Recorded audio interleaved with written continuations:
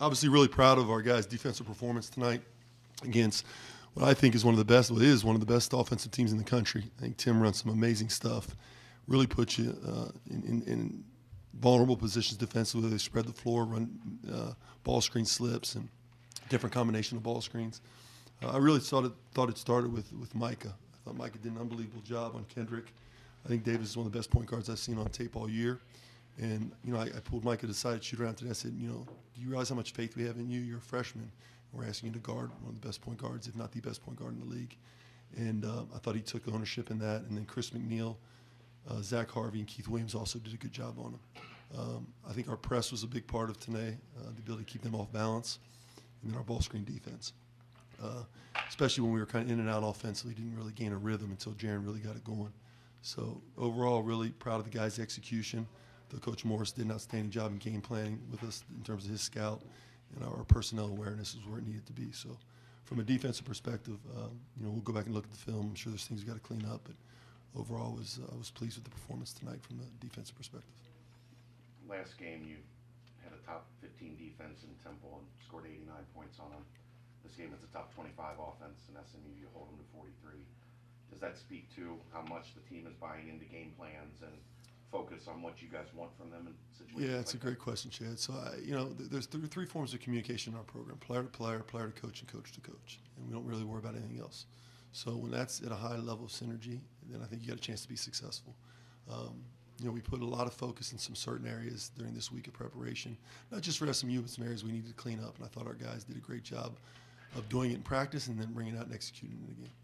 They're really good and efficient on offense, but they play slow, at least in terms of pace numbers. That's Does right. that change how you guys do or approach anything when it's kind of a unique? Not really, because if you look at our defense, we want to go late in shot clock. That's a sign of a good defense. We want to play fast offensively and slow the game down defensively from the standpoint of being able to be in front of the ball and constantly make it difficult for them to score. They're really good in transition on missed shots, and they take care of the ball and they get great shots on made shots, and that causes they're going deep into the shot clock. But their efficiency numbers are off the charts. Unless they miss some shots. I mean, the Mike kid was 2 for 12, 2 for 9. That's never happens. It may not happen again this year. I'd like to think we had something to do with it. Jarron scored 28. He's flexing at the TV camera, getting the crowd going, feeding off the energy. It felt like. How much fun for you and this team is it to watch him take over a game like he did tonight? Well, it was great. From a coaching perspective, you always want guys. I mean, if you can get a scoring output like that, you get a good chance to win. He felt it tonight, and he got great shots. A few of the threes were a little deeper than I anticipated them being, but he was in rhythm. And then a lot of it was defense to offense, some of the defensive plays that he made. So it was fun watching him. Certainly I think he does a great job of getting his teammates involved as well. And we needed him to take over because we weren't extremely efficient offensively. Chris Vogt didn't play the games he normally plays and finish around him like he normally does. And obviously Keith got in a little bit of foul trouble. We had some guys off the bench that typically give us more. They gave us a lot defensively, which is the main thing, but offensively we'll get more out of them going forward. Earlier this year, you mentioned you're waiting to see Jarron flourish and be the player that everyone knows he can be the last 3 years here. Are you starting to see in this stretch of conference play that he's 100% healthy and being the preseason conference player of the year that everyone expects? Yeah, I mean, he's definitely healthy, and he's got, listen, I didn't coach him before, so everybody says what Jarron looked like before. I'm not sure what that was, okay, but I know what I see now, and a big part of them putting him on the ball more was the fact that he was in great shape, and he had some pop, he felt healthy, and he was able to do the things he's capable of doing. And, I say it all the time, great players have the ability to make the game easier for others. For example, me, I couldn't make the game easier for anybody, okay? There's certain guys, Kendrick Davis is the world, Jarron Cumberland is the world, they make the game easier for others. The game just flows better when they're playing well. And I think Jarron's in that place right now. You talked after the Memphis game about you had to go to your bench at one point and it kind of flattened out, especially in the first half you were able to steal some minutes. I think you went full five bench guys. And does that talk to the progress maybe they've made or just maybe some rotations? It does. Zach Harvey, for example, is practicing well.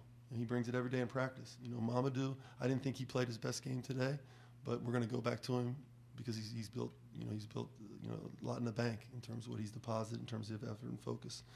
Chris McNeil, his numbers never pop out, but he's so important to what we do. So I thought the bench was really good in the first half, particularly from a defensive standpoint. You've always preached you want your team to be playing their best basketball in March. Now we're about a month away. Where do you feel your team's at as far as their best abilities? Well, you know, I don't know what that ceiling is, but I know that we're starting to go in that direction in terms of because we're connected and there's a synergy in what we're doing. Now, what I'd like to see happen is our offense and defense to come on the same page for each game instead of being one or the other. And that'll take some practice and that'll take some continued pushing forward. But, you know, typically our teams have always been really good in February and March. And I told our guys all season we would continue to ascend as the season went on. And that certainly seems to be the case right now. Kind of piggyback. Jarron said you jumped in the shoot around a little bit. Is that the key to getting these lopsided conference wins? I did. You know, I felt like we were going through the motions at the beginning of the shoot around, so I pulled them off the court and took them into the locker room. And, you know, we had a little talk. And so the guys came out with more focus and energy after that. Do you preach to your guys how important an opportunity like Saturday is, a conference game, top 25 team, for where you want to take your team at the end of the year, or is it just business as usual? How do you approach games like Well, that? you know, the approach we've taken this year, and I haven't typically done this every year, is, you know, we've done it in groups of 2. Each week is 2 games, pretty much. So, you know, we got 2 games. We need to go 2-0 this week. That's the goal. And we're 1-0 now. The guys are off tomorrow, and then we'll prepare for Houston as we go forward. So the guys understand. I mean, they're an outstanding team. Kelvin's one of the best coaches, the Hall of Fame coach, and what they do is very difficult to prepare for. So we'll have to do a great job as a coaching staff and as a team over the next 2 days. But me bringing that up is something that they're already aware of.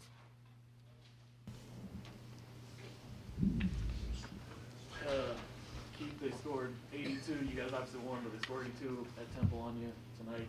You guys gave up 43. What was the focus heading into this one? Well, it was just on Davis' kid today. You know, he was leading scorer for them guys, so we just had to just take him away tonight. And then it worked well for us. You know, tonight he scored 0 points, so it helped us, I guess. It seemed like from the jump, Micah was up on him full court, and then whoever switched on to him, I'm guessing that was the game plan. He just really just embraced the challenge. You know, as a freshman, you know, that's really big time for him. You know, just step up and take the task on him. He did well tonight. Proud of him. Jarron, was this one you felt it from the beginning, or did it take long to get into a rhythm and start finding your shots? I mean, it's just something that they was giving me. They was playing me one way, and I saw an open spot, and I felt like it was open paint right there, so it was either go to score or find an open guy. Jarron, you scored 28. You're getting the crowd into it. You can tell the energy on the court with not just you, but this whole team. How much fun is it for you when you get to take over a game like that? It's real fun. I mean, just having the crowd there to fire us up more and give us more energy, it means a lot to us. Keith, do you just kind of sit back and watch him go to work when he has nights like this? Yeah, just like, you know, he's hot, so just sit there and stay ready, because you know them guys might send to it and just be ready to shoot or drive. You had one point where they hard hedged, you drove the lane, spin move to where the big hadn't recovered yet. Is that an example of the athleticism starting to come back and you being able to truly play at 100%? It's just more like just how they guarded me. Just really, I just used my body to show them off. I didn't know where the other defender was at, so I don't know. Still, It was just an open spot. Your shooting, Go ahead, I'm sorry. your shooting percentages have gone way up, especially in conference play. Did you feel that, maybe the past couple months you're starting to find your shot, especially from the outside? Yeah, I feel way better shooting it. I've been shooting it off the dribble, standing still, catch and shoot. Been working on my shot a lot, free throws, everything to help the team. Is this the best you felt physically this year? Yeah, I feel real good. I still have a little injuries, but it's just treatment. We saw you go out for a little bit, going to the back. You just feeling gimpy, or was there anything? It was just on one of my shoes. It was just on my shoes. Keith, the last time Houston came in here, It was a bad showing, you know. I ain't even trying to talk about it, but is that something that sticks in your head, though? oh yeah, of course, definitely sticks in my head. You know, just have to get revenge on Saturday. Was revenge in the conference championship game not enough for you? It was, but we need just more. You know, we lost to them twice regular season, so we just gotta get those guys back, bro. You've been smacking people at home here in conference play. Anything you put your finger on? I feel like it's just us as a group and like the fans, you know, just helping us, just bringing that extra burst that we need of energy, you know. So like, Just doing what we doing. just helping us too. Like we just be the fans for real. Temple was a top 15 defense. You scored 89 on them. SMU was a top 25 offense. You held them to 43. Is that game plan where you guys are starting to buy in and really understand what coach wants you to do? Yeah, we're just locking into the game plan.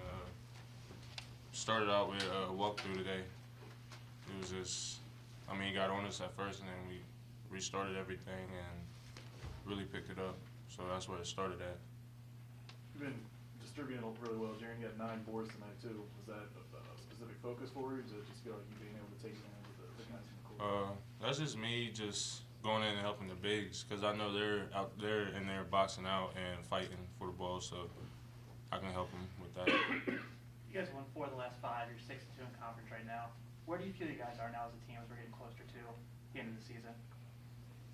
We feel real good as a team. We're all playing together and knowing our roles better, and just playing really good and understanding what to do. Couple more.